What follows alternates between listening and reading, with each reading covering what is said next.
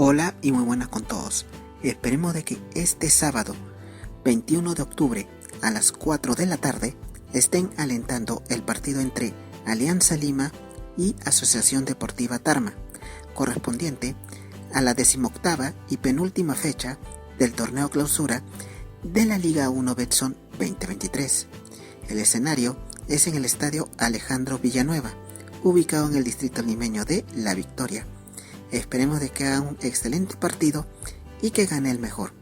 Mucha suerte para ambos equipos. Muchas gracias.